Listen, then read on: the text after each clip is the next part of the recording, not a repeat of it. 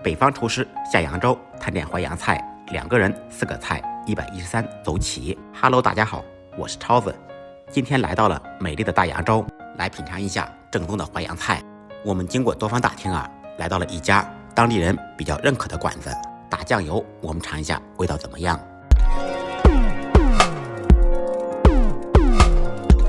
今天这个视频我就全程后期配音吧，麦坏了，不好意思第一道招牌菜，进店必点酱牛肉。这道菜先不说味道怎么样，选食材就选错了。他们家没有用牛腱子，所以吃不出来那种口感，味道跟我们北方的酱牛肉比差了很多。但是牛肉的香味还是有的，证明食材很新鲜，45一份，价格不贵。第二道菜也是他家的特色，小象炸臭干，看起来其貌不扬，但是吃到嘴里那真叫一个香。豆干咸香酥脆，吸足了汤汁，但是臭味并不是很大。下面垫了一些豆芽来解下豆干的腻，无论是味道、口感，包括价格都非常感人，19一份，好吃好吃。第三道菜，鸡汁炖干丝，其实就是类似于大煮干丝，他家的汤调得比较浓，我尝了一口，应该是用了高汤。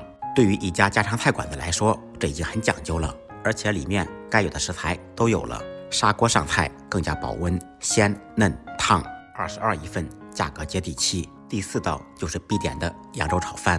首先给人第一印象，食材丰富，米饭粒粒分明，吃到嘴里筋道弹牙，香味十足。唯一不足的是油比较大，多吃上几口会感觉腻。量大实惠，25一份。总的来说，这家餐馆非常适合老百姓来消费，量大实惠，价格还不贵，味道也非常不错，比一些人均几十几百的网红店要好多了。尤其是这一道豆腐，我观察了一下，几乎是桌桌必点。扬州风景很美，菜也不错。下一站我们探店一下扬州早茶味道怎么样。今天的视频就到这里了，感谢大家的支持点赞，再忙再累记得按时吃饭。下期视频见，拜拜。